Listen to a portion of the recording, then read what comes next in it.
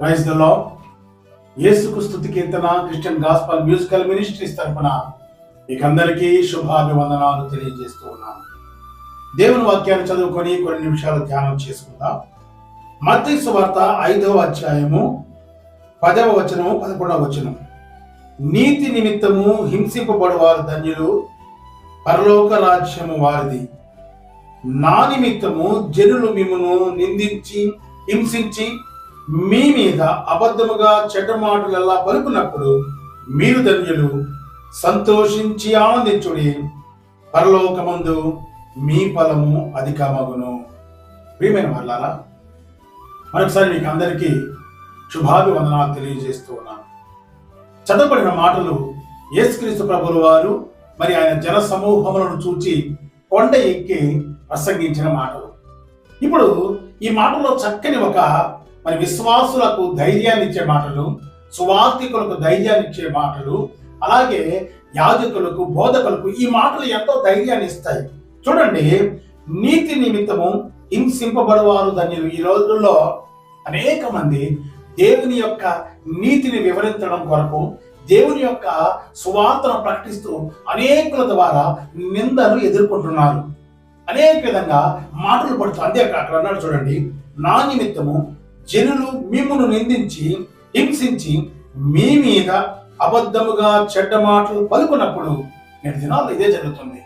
అనేకమైన అబద్ధాలు మరి సువార్థికుల మీద, బోధకుల మీద, మరి అనేక మంది దైవజనుల మీద మోపుతూ ఈ నేటి దినాల్లో సువార్తకు ఆటంకంగా చాలా మంది మరి ప్రేరేపించబడుతూ ఉన్నారు. అయితే ఇక్కడ ధైర్యాన్ని ఇస్తున్నమాట, మీ మీద మిమ్మల్ని నిందించి హింసించి మీ మీద అబద్ధముగా చెడ్డ మాటలు పలికినప్పుడు మీరు ధన్యులు, పరలోకమందు మీ ఫలము అధికమైనదని సంతోషించుడి అన్నాడు.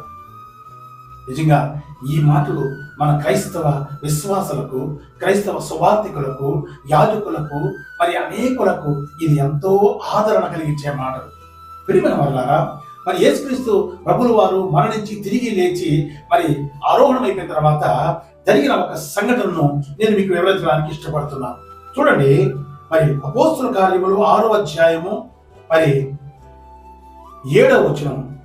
దేవుని వాక్యము ప్రబలమై శిష్యుల సంఖ్య యెరూషలేములో బహుగా విస్తరించెను, మరియు యాజకులలో అనేకులు విశ్వాసమునకు లోబడిరి. చూడండి, మరి దేవుని వాక్యం ప్రబలి యెరూషలేములోని అనేక మంది యేసుక్రీస్తుకు వ్యతిరేకంగా ఉన్నప్పటికీ అనేక మంది వాక్యాన్ని వినడం ద్వారా యేసుక్రీస్తుకు అనేక మంది శిష్యులు లేపబడ్డారంట.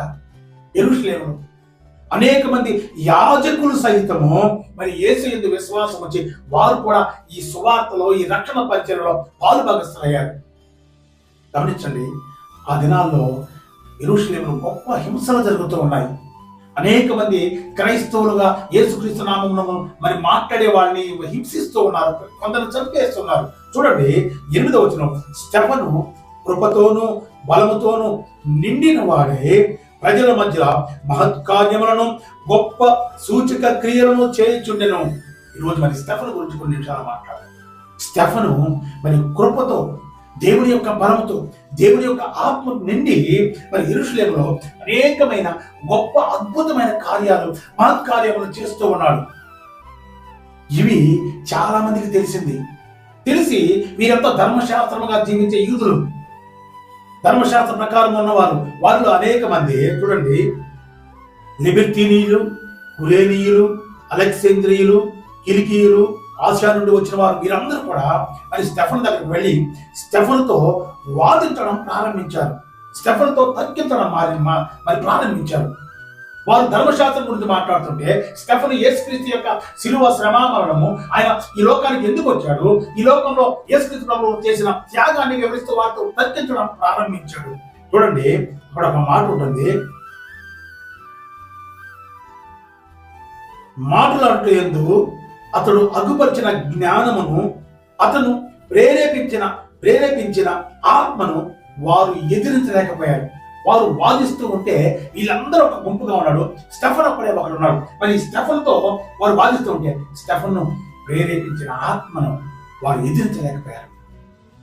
ఎదిరించలేక వాళ్ళు వెళ్ళి సమాజపు పెద్దల యొద్దకు, సమాజ అధికారుల యొద్దకు ఈయన పట్టుకుని వెళ్ళి ఈయన గురించి రకరకాలుగా నిందలు మోపారు. ఇతను మోషేను తిడుతూ ఉన్నాడు, మోషేకి వ్యతిరేకంగా చెప్తున్నాడు, మోషే ధర్మశాస్త్రంలో తప్పు అంటున్నాడు అని నిందలు మోపడం ప్రారంభించాడు. అందుకే అన్నాడు, మీ మీద అబద్ధ సాక్ష్యములు పలికినాయి, మిమ్మల్ని నిందించి మరి మిమ్మల్ని చెడ్డ మాటలు పలికినప్పుడు మీరు ధన్యులు. ఇప్పుడు స్టెఫను ఆ ధన్యత్వంలోకి వెళ్ళిపోయాడు. ఆ ధన్యత్వం చూడండి. అప్పుడు ఆ సమాజపు అధికారులు పెద్దలంతా స్టెఫను వైపు చూశారట. అక్కడ చూడండి, ఆ మాట ఉంది 15వ సభలో కూర్చున్న వారందరూ అతని వైపు తేరి చూడగా అతని ముఖము దేవదూత ముఖము వలె కనబడెను. అక్కడ ఇదే పెద్ద సాక్ష్యం వారికి. వారందరూ ఎన్నో బాధలు వాడుతూ మరి స్టెఫను వైపు చూస్తారంట. అతని ముఖము దేవదూత ముఖం వలె ప్రకాశిస్తుంది. భూమి ఎందే ప్రకాశించడం ప్రారంభించాడు. ప్రియమైన వాళ్ళగా, మరి అటువంటి స్టెఫన్ని వారు నిందించడమే కాకుండా తర్వాత ఆయన పట్టుకొని సమాజ మందిరంలో చంపడానికి నిర్ణయించుకున్నారు. వారందరూ రాళ్ళు చేతపట్టి ఆయన కొట్టడానికి ప్రయత్నించారు, నిందించారు, చెడ్డ మాటలు పలికారు. అయితే చూడండి, అతడు పరిశుద్ధాత్మతో నిండిన వాడి ఆకాశం వైపు తేరి చూచి దేవుని మహిమను, యేసు దేవుని కుడిపార్శ్వమందు నిలిచి ఉండటం చూచాడు. వారు అనేక మాట్లాడుతున్నారు, రాళ్ళు వేస్తున్నారు, కానీ స్టెఫను ఆకాశం వైపు చూస్తున్నాడు. నీవేం చూస్తున్నావు అంటే యేసు దేవుని కుడిపార్శ్వమందు కూర్చున్నట్టు చూస్తున్నాను అన్నాడు. అదేవిధంగా పరలోకమందు తెరవబడటయు, పరలోక రాజ్యం యొక్క దర్శనాన్ని చూశాడు అని వారితో చెప్పినప్పుడు వారికి మరింత కోపంతో బిగ్గరగా కేకలు వేసి మరి స్టెఫను మీద పడి అతను కొట్టి చంపేశాడు. అతను రాళ్ళతో కొడుతూ ఉంటే ఆయన మోకాళ్ళుకి అతను మోకాళ్ళ మీద పడట, ప్రభువా ఈ పాపము వారి మీద మోపకము అని ప్రార్థించి అక్కడే పడి చనిపోయాడు స్టెఫను.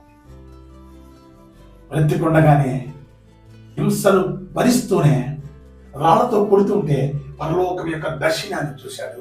పరలోకంలో మరి దేవుని కుడి పార్శ్వన యేసుక్రీస్తు ప్రభువును కూర్చోవడం, ఆ పరలోక రాజ్యం యొక్క మరి ఆ పట్టణాన్ని చూసి తనలో తాను ఆనందిస్తూ ఉన్నాడు. ఎందుకంటే తను అక్కడికి వెళ్ళబోతున్నాడు.